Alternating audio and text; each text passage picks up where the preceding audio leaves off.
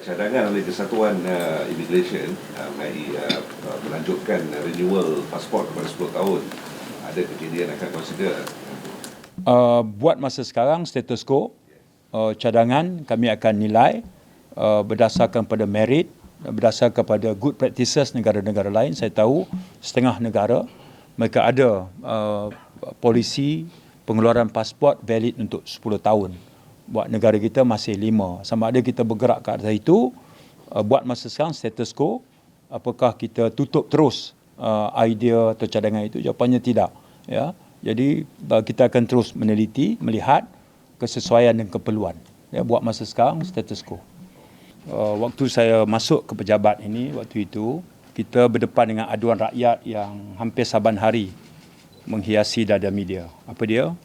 Urusan di pejabat pengeluar pasport dan isu kesesakan di pintu masuk khususnya KLIA dan juga Tambak Johor itu begitu dirasai sekali.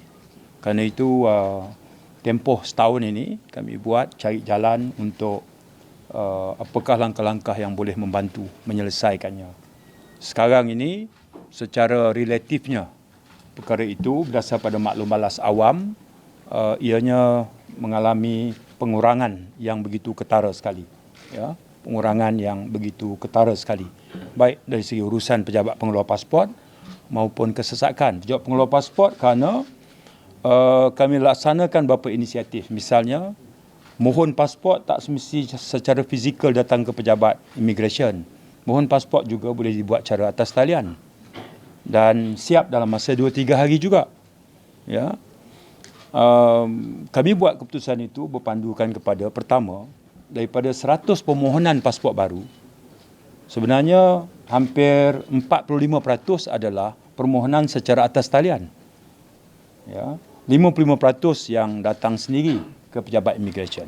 Jadi kami galakkan supaya rakyat mengguna saluran permohonan secara atas talian.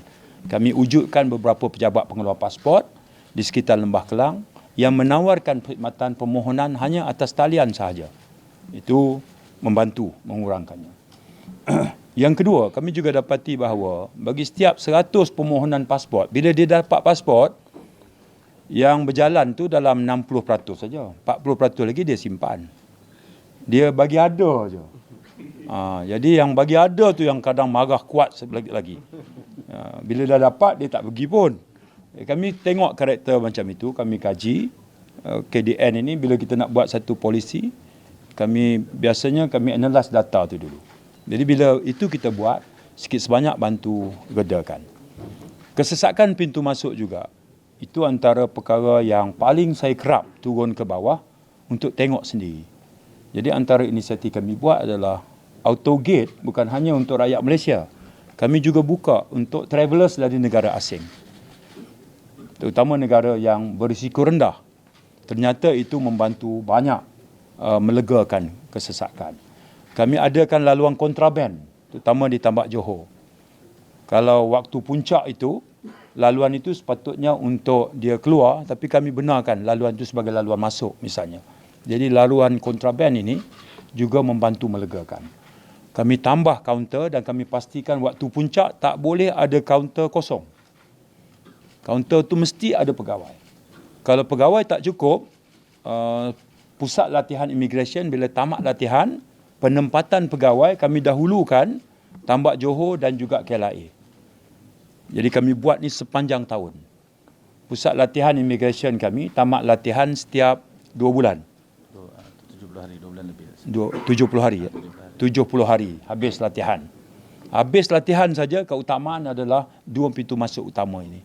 Jadi bila tak ada shortage dari segi anggota, semua kaunter ada orang, terutama pada waktu puncak, ditambah dengan laluan kontra, ditambah dengan auto gate.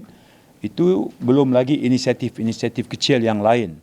Kami dapati dia membantu meredakan dengan begitu ketara. Dan hal ini ikut disinggung dalam pertemuan annual Leaders Retreat Malaysia-Singapura yang saya juga ikut hadiri.